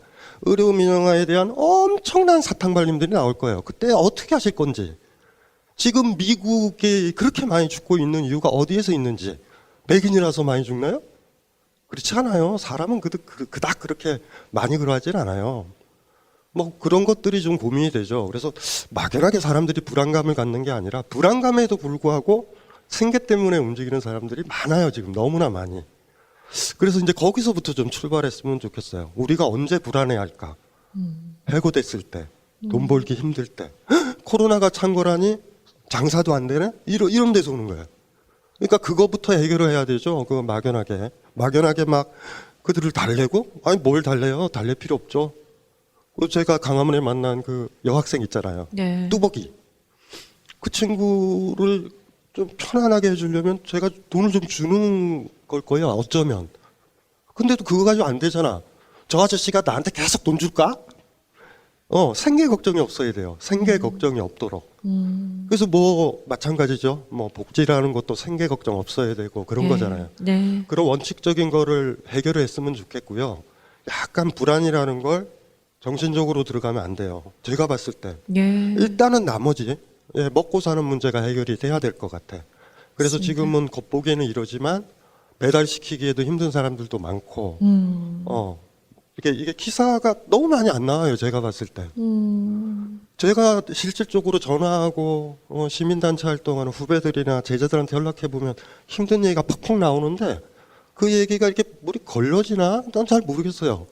언론이 무슨 역할을 하는지 모르겠어요. 15명 죽고 뭐 이렇게 아까 얘기하셨잖아요. 택배기사. 와 장난 아니에요. 밤에 나와서 산책하다 보면 진짜 위험하시다. 저분들은 코로나에 걸리는 게 아니라 가로로 교통사고로 돌아가시기에 너무 힘든 거. 2시 3시에 움직이는 저분들. 뭐 그러니까 생계 문제라는 원칙적인 문제에 대해서 조금 좀 고민을 해봤으면 좋겠어요. 네, 네. 그러니까 불안해하지 말라 하지 말고 생계 문제가 안정적이면 불안해하지 않아요 많이. 그리고 나머지 맞습니다. 문제는 이제 또 우리가 네. 해결해야죠 같이. 네, 네. 예. 불안감의 문제 너무 꼭 짚어주셨던 것 같아요. 꼭 우리가 생각해야 될 문제죠. 제도적인 정책이나 제도 필요하고 또 연대도 필요하겠고요. 그 공적 가치 우리가 지켜나가는 거 필요하겠습니다. 이제 좀 마지막 주제로 좀 넘어가 보죠. 사실 이 얘기를 하려고 지금까지 이렇게 길게 이야기를 나눴습니다. 이제 어떻게 할 것인가? 이 문제입니다. 우선 이것부터 좀 여쭤봐야 될 것 같습니다. 이 시기를 문명의 전환기로 진단하는 분들이 굉장히 많이 계시더라고요. 세 분께 여쭤보겠습니다. 동의하시나요? 네, 저는 맨날 그 문명의 전환기라고 얘기해왔으니까요. 네. 네, 저는 어떠세요? 확실히 동의합니다. 네. 저는 잘 모르겠습니다. 아, 잘 모르겠다. 박사님 어떠세요? 문명은 뭐 어쨌든 우리 저 인간의 기술과 관련될 거예요. 어쩌면 그렇죠? 그러면 동력에 대한 근본적 변화가 없으면 문명의 변화는 없어요. 아직도 화석연료 쓰려는 움직임들이 있고 트럼프마저도 지금은 망했지만 처음에 대통령 됐을 때 파리 기후협약부터 나가요. 그건 무슨 소리냐면 화석연료를 쓰겠다는 의지예요. 거기가 아직도 마진이 높은 거야. 제가 아까 이윤 얘기했잖아요. 그 나머지 부분들도 한번 생각을 해봐야 되죠. 네. 농업혁명과 18세기 산업혁명, 기차로 상징되는 그러니까 외부 동력이 들어가죠. 뭐 그거 충전지의 형태든 무슨 형태든 그게 움직이는 형태에서 근본적으로 변했다라고 보진 않아요. 물건을 새로 팔 수는 있을 거예요. 그리고 분명히 생활에서는 소비자 면에 있어서는 새로운 제품들로 보여요. 그러나 저는 그렇게 보여지진 않아요. 하나의 혁명이라고 그러면은 기본 동력이 무엇인가가 문제거든요. 옛날에 농업혁명의 소나 이런 것들을 이용하기 시작했잖아, 동력원으로. 예. 그 다음에 기차, 그렇죠? 원동기 이제 달았죠. 증기기관 달아서 움직였잖아요. 네. 그러면 이제 지금도 여전히 거기서 얼마만큼 벗어났을까? 이제 무슨 디테일하게 나누면 변한 거죠. 변한 건데 그거는 뭐 4차 혁명 뭐 얘기 안 해도 그 전에도 계속 변해왔던 거 아닌가요? 그 정도의 변화는? 자, 저는, 여기서 예 저하고 그러면 생각이 막 갈리시네요. 생각이 갈리십니다. 네. 원장님께서는 모르겠다고 하셨고 아니다, 맞다 하셨는데 교수님 설득을 좀 해주셔야 될 것 같은데요. 저는 명백하게 어. 인류의 삶의 공간이 스마트폰 등장 이후에 디지털 공간으로 옮겨졌어요. 이거는 데이터가 얘기하죠. 예를 들면 모바일 뱅킹 이용 비율 70%. 그럼 지점이 없어지죠. 손 안에서 인력의 개입 없이 나의 인생의 제일 중요한 돈 처리가 다 끝나는 거예요. 그렇죠. 예. 또 TV 대한민국에 이제 28%밖에 안 봐요. 72%는 영상을 이걸로 골라봐요. 유튜브가 60%, 넷플릭스 한 10%. 우리나라가 그래요. 네. 그 얘기는 내가 평소에 보던, 내가 평소에 생활하던 모든 것들의 소위 근간이 바뀌는 거죠. 그럼 어떻게 되냐면요. 생태계 자체가 바뀝니다.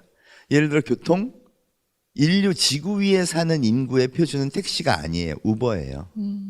지금 우버를 규제로 막고 있는 나라는 우리나라, 일본, 스페인, 이탈리아, 독일밖에 없어요. 그러니까 나쁜 선택은 아니에요. 이 나라들 다 괜찮잖아요. 예. 그런데 우리가 옛날에 이제 제가 1차 산업혁명 때 뭐 증기기관이다 인력거에서 택시로 바뀌는 거 그렇게 동력원이 바뀌어야 되는 거다 그렇지만 그렇지 않다는 게 인간은 뇌에서 느끼는 거예요. 이게 생존에 유리하다. 그럼 옮겨가는 거거든요. 그게 저는 그러니까 제가 엔지니어니까 기술의 관점에서 본다면 그렇게 해서 인간이 압도적으로 선택하기 시작하면 진화가 일어나고 네. 생존성이 높은 걸 선택하기 때문에 네. 그렇다 그러면 그건 되돌릴 수 없고 그런 표준이 이 인류의 표준이 바뀌는 양상이 나타나면 그건 문명의 교체라고 볼 수 있죠. 그러니까 은행 대신 카카오뱅크가 등장하는 거. 네.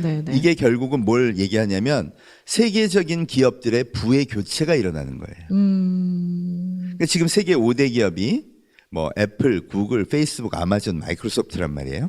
아시아는 최강이 중국의 알리바바, 텐센트예요. 이 기업들이 20년 전에는 전혀 뭐 존재감이 없던 기업들이잖아요. 예, 그랬죠. 그러면 그 전에 세계를 주름잡던 뭐 석유 기업, 무슨 뭐 IBM, 뭐 이렇게 되게 유명한 기업들, 은행들, 엄청난 자본을 아까 그 자본의 이윤 얘기 많이 하셨는데 그 기업들 다 몰락했어요. 일본의 소니, 이제 저 밑에 순위 100위에도 못 껴요. 그리고 뭐 잭 웰치의 위대한 기업 제너럴 일렉트릭, 그거는 아예 S&P 500에서도 막 빠지고요. 그러니까 이게 무슨 얘기냐면 그동안 인류가 가져왔던 시스템 전체가 붕괴되고 바뀌면서 부의 교체가 일어나는데 제가 왜 그래도 좀 희망적이다 그렇게 얘기하냐면 이 세계 5대 기업이요. 소비자가 선택하지 않는 순간 순식간에 날아가는 걸 알아요. 그래서 페이스북도 보면 마크 주커버그가 아기 낳았어요. 저 기념으로 제가 갖고 있는 주식의 99%를 기부합니다. 아, 왜 그러냐면 그런 좋은 일을 하지 않으면 사람들은 대안이 많거든요. 그다음 빌 게이츠, 아프리카 어린이를 위해서 매년 그 아이들의 질병을 구하기 위한 기술 R&D에 2조 원씩을 써요. 저도 그 프로젝트를 한번 했었어요. 네. 네, 유니버시티 오브 워싱턴하고 같이 해서. 근데 그 캘리포니아에 있는 사람들은 그래서 R&D 하는 사람 교수들이 무슨 생각을 하게 되냐면 지구인의 어려운 점을 해결하는 게 우리의 이 과학이 해야 될 일이다라는 개념이 그 돈 때문에 생겼어요. 왜? 제일 크게 주니까. 그러니까 과거에는 소위 말해서 이게 트럼프가 대표되는 그거죠. 뭐냐면 밀실 음모. 네. 야, 우리끼리 잘해가지고 돈 좀 벌어갖고 거대한 사람끼리 하자. 근데 디지털 문명을 창조한 기업들은요, 그게 안 된다는 걸 알아. 왜? 모든 행동이 기록에 남거든요. 그리고 직원들은 알 거 아니에요. 요새 보면 뭐 FBI에서 CIA에서 활동하던 사람이 막 스노든 막 이렇게 퍼서 그렇죠. 공개하고 이러잖아요. 네. 앞으로는요, 이 디지털 문명이 표준화되면 어느 것도 그렇게 뒤에서 거래한다고 기록이 안 남을 수가 없어요. 아. 네. 그렇다면 훨씬 더 아무래도 자본도 그렇고 예. 소비자의 그 소위 말하는 도덕성에 맞춰줘야 되는 거고 그럼 훨씬 더 조금은 나아지는 사회로 전환되는 가능성이 높다고 보는 겁니다. 아. 문제는 그 과정에서 이 두 분이 말씀하신 게 맞아요. 제일 피해보는 게 약자입니다. 그렇죠. 저는 이 코로나가 강제로 디지털 문명 대전환을 만들고 있는 건데 이 로버트 라이시 미국 노동부 장관 지냈던 교수님이 하는 얘기가 저는 굉장히 공감이 가요. 4개 계층으로 나뉜다는 거죠. 제1계층은 전혀 영향을 안 받아요. 디지털 문명에 익숙해서 이걸로 쇼핑하고 이걸로 업무 보고 이런 세대는 아무 관계가 없는 거죠. 그 다음 두 번째 필수 노동자. 병원, 경찰 이런 분들도 좀 힘들긴 하지만 코로나가 왔든 디지털이 대전환이 됐건 다 필요해요. 이 세 번째가 이제 어렵기 시작해요. 아까 말씀하셨던 뭐 택배 노동자라든가 아니면 내가 가게 하시던 분, 우리나라 소상공인 하루에 네. 지금 1,100개씩 폐업한다 그러죠. 네. 진짜 어려우신 분 많아요. 그다음 네 번째는 정말 어려운 분이 누구냐? 요양원에 계신 분들. 아. 그러니까 이게 이 3, 4계층을 감싸지 않는 한 이 문명의 대전환은 실패한다는 겁니다. 그런데 대한민국의 특징이 뭐냐면 위기가 오면 야 이게 뭐 옛날에 뭐 금모으기 운동이 뭐 하니 좀 어려워지면 똘똘 뭉치는 게 있잖아요. 네. 저는 코리안 뉴딜을 전부 무슨 산업을 일으키는 데 집중하는 게 너무 안타까워요. 그게 아니라 이제는 이 디지털 문명이 표준이라고 생각한다 그러면 이걸 어떻게 이 약자를 잘 보호하면서 네. 그분들을 이 문명으로 슬기롭게 데려오느냐 네. 여기에 돈을 많이 써야 된다고 생각합니다. 아. 네. 그러니까 지금 이 시대에 사실 우리가 가장 또 놓지 않아야 될 것 하나가 흐름을 잘 읽고 달라지는 표준을 잘 읽고 그것을 잘 알아가고 거기에 잘 우리가 이렇게 딱 타는 거 그것도 참 중요하지만 인간으로서의 휴머니티, 맞습니다. 인간성 이거 굉장히 중요할 것 같아요. 네, 맞습니다. 네. 저는 이 디지털 문명에서 진짜 중요한 인간의 자산이 아까 제가 그랬잖아요. 팬덤을 만드는 거라 그랬잖아요. 네. BTS의 가장 강력한 이유 중에 하나가 정말 동시대를 자기네 또래들 살아가는 그 인류의 보편적 문제를 가사에서 끊임없이 계속 표현했다는 거예요. 걔네들은 뭐 마약 먹고 헬렐레 뭐 친구하고 여자하고 재밌게 놀았네 이런 거 가사 안 잡잖아요. 그게 무슨 얘기냐면 끊임없이 메시지를 주고 싶어 해요. 이게 맞아요. 뭐 한국적 문화의 특성일 수도 있지만 그런데 그게 되게 공감대를 형성하면서 세계적 가수가 됐다는 거죠. 그 근원이 휴머니티라고 저는 생각하고요. 아. 이해령 선생님이 그래서 이제 뭐라 그랬냐면 물질 자본 시대가 끝나고 공감 자본 시대가 됐다 그랬어요. 오. 근데 공감의 폭이 넓으려면 휴머니티가 커야죠. 그 사실은 기업이 휴머니티 기부도 많이 하고 내가 이걸로 인해서 사회적인 충격을 받을 것 같다 그러면 여기는 좀 끌어안고 가야겠다. 내가 이제 소위 말해서 지독하게 돈만 벌겠다 해서는 오히려 기업이 망하는 시대가 됐다. 그 공감의 폭, 팬덤의 크기를 넓혀야 되는 시대가 됐으니까 그거를 사회 전반적으로 확산시키는 그런 일들을 우리가 좀 할 때가 되지 않았나. 사실 저는 뭐 이 자본주의 사회에서 사회 약자를 보호하는 거 맞다고 하지만 사실 저것도요. 경제가 크지 않으면 안 됩니다. 우리나라 의료 시스템도 만약에 우리가 경제적 역량이 없었으면 아무리 시스템이 좋아도 의료 설비가 없는데. 그죠? 그러면 이게 어렵단 말이에요. 그러니까 진짜 지금의 대한민국 시스템을 좀 더 좋게 공익성 있게 누구나 이료할 수 있도록 하게 가려면 경제적 성장도 무시할 수 없다는 거죠. 그러니까 그 양면성을 잘 지키려면 우리가 이 세계 표준 문명이 바뀔 때 우리 스스로도 전환을 잘하고 미래 세대가 그 틈새에서 좋은 일자리 또 전 세계 시장을 이렇게 잘 케어할 수 있는 그런 힘, 능력 이런 거 키우는데도 신경 써 가면서 전환을 준비해야 된다 하는 게 제 생각입니다. 아, 어떠세요? 박사님. 문명의 대전환기 맞다고 하시는데 좀 동의가 되시나요? 이게 역사적으로는요. 전자본주의 문명과 자본주의 문명만 있었어요. 우리한텐. 네. 그러니까 지금이 자본주의에 들어가 있고 이윤에 따라서 스마트폰을 만들고 유튜브도 작동하고 조회수도 작동을 하는데 갑자기 이걸 문명의 전환이라고 하면 철학적으로 좀 좀 당혹스러워요. 그러니까 뭐냐면 이윤의 논리가 사라질 수 있을 것이냐라는 문제거든요. 이거 진짜 넘어갈 수 있을 것이냐 문제. 그러니까 일단은 뭐 아픈 사람이든 뭐든 공적 가치에서 이들을 구해야 되죠. 제가 제일 싫어하는 게 낙수 효과예요. 위에 이제 기업이 커져야 노동자 고용한다. 저 신뢰하지 않아요. 위에서 물 똑똑똑 하면은 제일 밑에까지 내려가려면은 시간이 필요하다. 이거는 가난한 사람도 안 돕겠다라는 의지예요. 그렇게 해서 남아가지고 똘똘똘 하는 건 넘친 거예요. 우리를 돕는 게 아니라.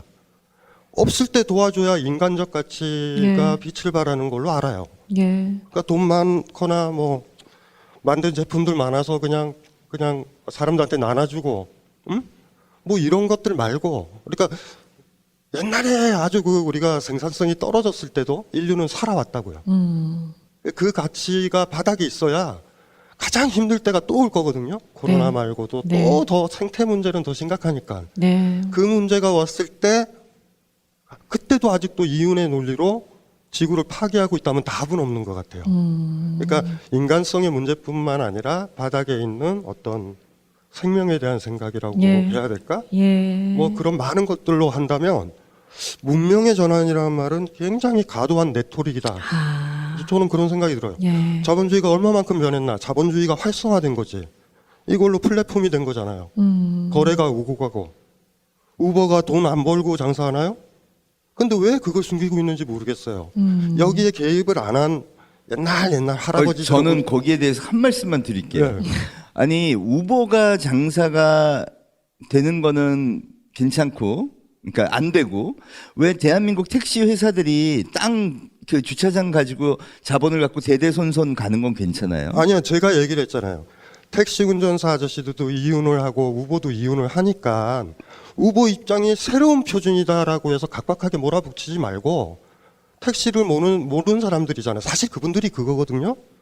그분은 그 플랫폼을 개발한 사람들이 아니에요. 운전기사들은. 그러면 그분들이 운전을 하면서 먹고 살 수 있는 것들을 고민을 해야 되는데 한쪽으로 그렇게 몰아붙여서 트렌드에 못 맞춘 사람으로 만드는 게 좀 속상하죠. 이게 제 생각에는 가운데 중간지대에서 정리를 해주셔야 될 것 같아요. 이게 사실 기술적인 관점, 철학적인 관점이 워낙 다르다 보니까. 호모사피엔스를 읽었고 오늘 말씀하시는 거 들으면서도 정말 10분 100분 다 공감을 해요. 예전에 그 은행에서 파업을 한다고 했을 때 거기가 저희 아내 주거래 은행이었거든요. 그래서 어떡하지 이랬는데 아무런 영향이 없었어요. 왜냐하면 대부분의 은행 일을 다 온라인으로 보니까. 그리고 저도 그 일 있은 이후에 카카오뱅크로 이제 갈아탔고요. 그리고 1인 미디어 시대 얘기를 하셨는데 예전에 마이크 페더스턴이라고 하는 사회학자가 performing self라는 말을 했어요. 굉장히 그 당시 유명했던 말인데 사람들이 연기하는 자아다. 그래서 모든 인간들이 연기하고 싶어하고, 그러니까 사람에게 두 가지 욕망이 있는데 관음의 욕망, 훔쳐보고 싶은 욕망이 있고, 영화 같은 장르가 대표적이죠. 반면에 피관음의 욕망이 있다. 누군가를 나를 봐주기를 원하는 욕망이 있다. 그래서 다 모든 인간이 연기하는 자아라고 했는데 그 당시만 해도 그게 약간 소비 자본주의 시대를 약간 이렇게 블레이밍하는, 그러니까 비난하는 그런 용어로 쓰였는데, 좀 시간이 지나고 보니까 아니 왜 내가 나를 표현하면 안 되고 왜 내가 나를 연출하면 안 돼? 이런 생각이 저한테 이제 드는 거예요. 근데 교수님 말씀이나 책을 보면은 1인 미디어 시대에 대해서 굉장히 긍정적으로 얘기를 하시는데, 그렇지, 자기가 자기를 표현할 수 있는 어떤 통로를 이제 찾은 거잖아요. 그리고 저도 사실은 처음에 잘 모르겠다고 말씀드린 게 강신주 박사님하고 같은 입장이었던 게, 기술의 테크놀로지의 발전이 그게 과연 문명의 변화라고까지 얘기할 수 있는가라는 생각이 들어서 처음엔 잘 모르겠다고 말씀을 드린 거였는데, 근데 인류의 역사를 보면 하나의 기술이, 테크놀로지가 사실 또 문명을 바꾸는 또 계기가 되기도 하거든요. 그래서 좀 난 지켜보야겠다라고 생각을 해서 그런 중도 입장에서 입장을 취했는데, 또 강 박사님 말씀을 들어보면 정말 자본주의 시스템은 여전히 공고하고 네. 기술이 바뀐들 뭔들 그 안에서 그냥 일어나는 일이지 네. 근본적으로 바뀌는 게 뭐가 있어서 문명이 바뀌냐라고 얘기를 하시는데, 강 박사님 아까 이제 그 노동자들, 제가 택배 노동자에 대한 이제 연민, 네, 그런 안타까움 이렇게 표현을 했는데, 강 박사님 말씀도 맞죠. 그분들 자기 먹고 살려고 일하시는 분들이에요. 어떻게 보면 일자리가 있어서 감사한 거고. 근데 사실 먹고 사는 문제를 얘기를 하셨고, 그런 측면에서도 저도 뭐 아까 이제 의료 민영화 우려도 표명하시고 하셨는데, 다 저도 이제 10분 100분 공감하고 늘 그런 입장에서 사회가 더 악화되지 않기를 바라는 입장에서 싸워왔던 사람 중에 하나인데, 근데 사실 우리가 기술이 해결해 주겠지만 기술이나 제도가 해결해 주지 못하는 그 점이지대 시점이 있거든요, 아직은. 그러니까 지금도 사람이 아침에 다녀오겠습니다라고 출근을 해서 퇴근을 못하는 사람이 하루에 6, 7명이 있어요. 매일. 그러니까 산업재해로 죽는 거죠. 그래서 1년에 2,600~700명이 산업재해로 사망자만 그래요. 근데 이런 게 여전히 유지되고 있는 한 과연 문명이 바뀌었다고 말할 수 있겠는가? 이 부분은 한번 또 재고의 여지가 있다고 생각이 듭니다. 제대로 된 문명의 전환기를 막기 위해서 우리의 역할이 중요하겠네요. 그렇게 정리하도록 하겠습니다. 아마 관점들이 워낙 다르셔서 공학자, 철학자, 또 영성가시니까요. 그럼 우리가 지금 포스트 코로나 시대 정말 엄청난 변화를 맞고 있습니다. 어떻게든 어떤 방법으로든 변화를 맞고 있는 이 상황에서 철학과 종교의 역할이 크다고 생각합니다. 뭐 기술이야 정말 자고 일어나면 정말 머리 좋으신 분들이 새로운 기술 정말 많이 지금 개발해 주시고 계신데요. 종교와 철학은 어떤가 생각을 해봅니다. 어떠세요? 어떤 역할이 있다고 보세요? 지금 그 인터뷰 같은 것도 많이 봐요. 코로나에 대해서 어떻게 생각하는가,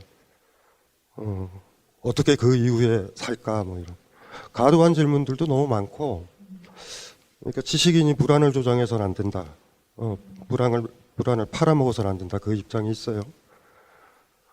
코로나 사태 이후로 그 불안을 막 그거에 집중할 때, 뭐 예를 들면 확진자가 많이 늘 때 정치권이나 이런 데서 어떤 법률을 함부로 막 통과시키는 걸 보면 굉장히 우려가 많죠. 저 신경을 못 쓰니까. 그러니까 좀 웬만하면 변화를 시키지 않아야 되는 때예요. 그래야 우리가 아까 택배 노동자들도 보이고 그런 사람들이 보여. 뭐 옛날 사람들이 그런 얘기를 한 것 같아요. 움직이면 산이 아니다. 산에서 이렇게 산불이 나잖아요. 근데 산이 막 움직이면 불안해서 어떻게 새들이 다시 날아들고. 그러니까 어른들의 역할, 지식인의 역할, 좀 권력이 임내하는 사람들의 역할들이 있어요. 이걸 편승해서 이상한 짓 안 했으면 좋겠고, 움직이지 않았으면 좋겠어요. 좀 움직이지 않고, 움직이지 않아야 좀 보이잖아요. 많은 것들이. 이제 좀 그런 거. 그래서 사실은 지금도 여기 내려오면서 오늘 또 많은 수. 여기 부산도 좀 그렇더라고요. 아까 제가 택시 운전사분도 그렇고. 야, 이게 너무 빨리 마이크를 잡은 거 아닌가? 라는 생각이 여기 들어오면서 제가 들었던 어떤 생각이었어요. 그래서 약간 좀 아이러니한 자리에 제가 지금 있는 것 같아. 철학의 입장은 좀 그런 것 같아요, 지금은. 네. 예. 네. 우리 원장님은 어떠세요? 저는 앞으로 코로나 때문에 많은 사람들이 이제 불안해하고 힘들어 할 거고, 삶이 이전과 같지 않을 것이고, 또 최저분 교수님 말씀대로 이제 그런 문명이 이제 바뀌기 시작을 할 것이고, AI가 도래를 할 거고, 근데 저는 그런 상상을 하거든요. 앞으로 설교도 나 같은 목사보다 AI가 더 잘하겠다. 진짜 그런 생각을 해요. 혼자 있다 보면. 그리고 목회 신방도 AI가 더 잘해줄 것 같다. 성도들의 마음을 도닥거려 주는 일도. 네. 그러면 과연 교회가 해야 할 일은 무엇인가라는 생각을 하는데, 그리고 영성과 종교가 할 수 있는 일은 뭔가 생각을 하는데, 저는 요즘에 이제 혼자 이제 격리되다시피 사람들도 못 만나고 이렇게 집에 있다 보니까 자기 성찰을 많이 하게 되거든요. 네. 그래서 그리고 영성의 가장 큰 적을 모든 종교를 막론하고 이렇게 얘기를 해요. Take it for granted. 그러니까 자꾸 영어 써서 미안한데 당연하게 여기는 것. 그게 영성의 가장 큰 적이다. 그래서 영성과 종교가 해야 할 일은 마치 당연하게 여겨지던 것을 당연하지 않게 생각을 하는 거. 네. 그래서 여기 오늘 일하시는 스태프들 다 본인들 생계 일로 오셨지만 이렇게 섬겨주니까 고맙잖아요. 당연하게 생각하지 말고 감사하고, 또 제가 물을 한 모금 마시는 거 이거 아무것도 아닌 것 같은데 집에서 나오면서 허브를 따갖고 와서 이제 물 담아서 이제 마시고 거의 다 마셨는데 별거 아니지만 너희들 때문에 감사하고, 그리고 우리가 정말 나라를 한 사람을 위해서 터무니없이 많은 값이 치러지고 있다라는 이런 좀 깨달음이 우리에게 좀 필요할 것 같아요. 그래서 우리가 숨을 쉴 수 있다는 거 정말 별거 아니죠. 자동적인 행동이죠. 안심을 주고니까. 그리고 우리가 길을 걷는 거 아무것도 아니지만 내 두 발로 이 지구별과 입맞출 수 있다는 거.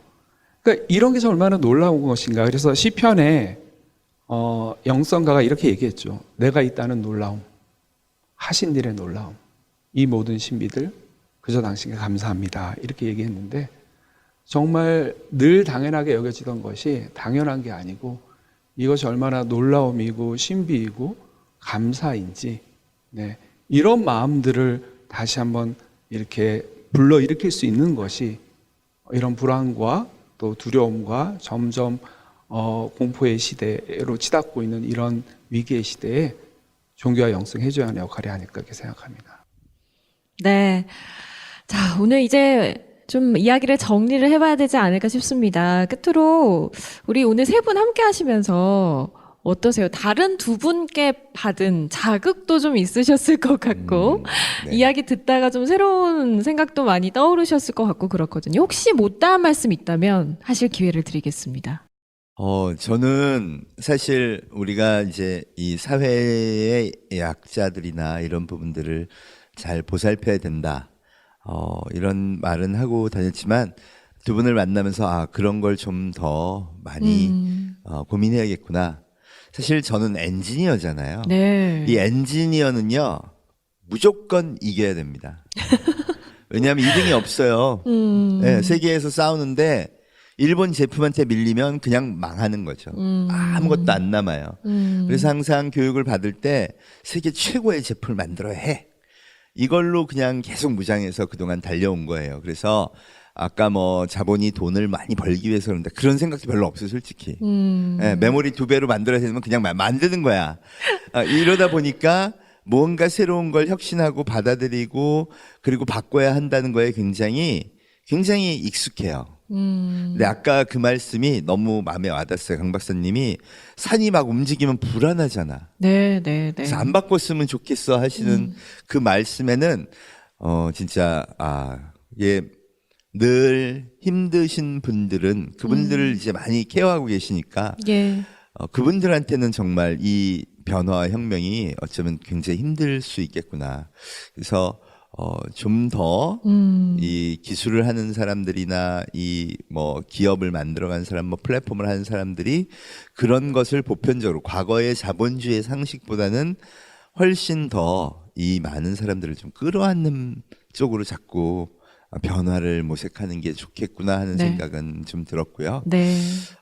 또 한 가지는 이제 제가 이제 체인지 9이라는 책을 썼는데 그 안에 애프터 코로나 시대에 제일 필요한 것 중에 하나를 제가 회복 탄력성이라고 꼽았습니다. 네. 회복 탄력성이 이제 심리학 하시는 선생님들, 특히 연세대학교 김주한 교수님이 이 실패했을 때 일어나는 힘 그렇게 해서 꼽은 거예요. 내가 지금 이 시대가 바뀌면서 되게 힘들다면 어떻게 보면 이 디지털 전환에 좀 익숙하지 않은 거죠. 그래서 그분이 얘기한 것 중에 하나가 뭐였냐면 아까 우리 원장님이 얘기하셨던 감사하는 마음, 또 그걸 바탕으로 늘 새로운 미래를 준비하기 위해서 내가 그동안 뭐를 게을리했지를 찾아내는 마음, 또 하나는 대인 관계를 넓혀가는 거, 뭐 이런 걸 하라고 돼 있더라고요. 근데 생각해 보면 아니 나 지금 실패해서 힘들어 죽겠는데 무슨 감사를 해, 그죠? 그죠? 근데 놀랍게도 그 어려운 걸 다 해야 네. 회복 탄력성이 세진대요. 아. 그게 연구 결과예요. 힘들었던 사람이 어떻게 좌절하지 않고 다시 일어나서 되게 성공을 할 수 있었느냐를 그런 사람만 조사를 했더니 그런 거예요. 아. 그러니까 저는 힘들지만 우리가 다 힘들겠지만 이 새로운 디지털 문명에서 좀 배우고 그걸 배우려고 할 때 힘든 분들은 그걸 잘하는 사람이 좀 도와주고 네. 그렇게 서로 이 기술의 대전환 시대에 문명은 아니라고 하시니까 일단 제가 기술의 대전환 시대에 서로 도우면서 좀 슬기롭게 극복하는 방안들을 찾으면 좋지 않을까. 네. 그리고 네. 대한민국이 그게 잘할 수 있지 않을까 저는 이렇게 생각해요. 아. 제가 안타까운 게 우리나라 뭐든지 잘못했대. 근데 생각해 보면요, 요새 보면 전 세계가 막 되게 얘네 되게 재밌는 나라다. 뭐 네. 버락 오바마 대통령은 한국의 의료 시스템 좀 배워야 된다 그러고 네. 우리나라 뭐 빈부격차 엄청 크다는데 아까 말씀하신 것처럼 그러니까 가난한 사람도 우리는 치료는 받아요, 그죠? 예, 예. 그러니까 어떻게 보면 세계에서 최고로 가난하게 빈부격차가 심한 나라들은 지금 가난한 사람 치료 못 받는 나라들일 거 아니에요. 그러고 보면 아주 잘못한 것만 아닌 것 같아. 네. 근데 말씀하신 대로 잘못한 부분도 있고 이쪽도 잘못한 부분, 저쪽도 잘못한 부분이 있는데 우리는 서로 이거 잘못한 것만 얘기하는데 잘한 부분은 좀 서로 그래 잘한 것 같아 이거는 그런 마음을 좀 부추겨 가면서 새로운 미래를 향해 우리 네. 아이들의 세상을 향해 네. 잘 만들어가면 좋지 않을까? 아. 예, 저는 그렇게 마무리하고 싶습니다. 완벽한 마무리가 좋은 말씀이십니다. 기술의 전환기라고 또 정리해 주셨어요. 박사님, 무다한 말씀 있으신가요? 오늘 어떠셨나요? 그냥 그 의료보험 만들기가 힘들잖아요. 네. 그러니까 돈 많이 벌면 많이 내야 되고 적게 벌면 적게 내야 된다고. 전 세계가 의료보험 같은 것들을 만들 시대예요, 지금은요. 세계화에 책임져야 되는 서구 국가나 OECD 국가들이.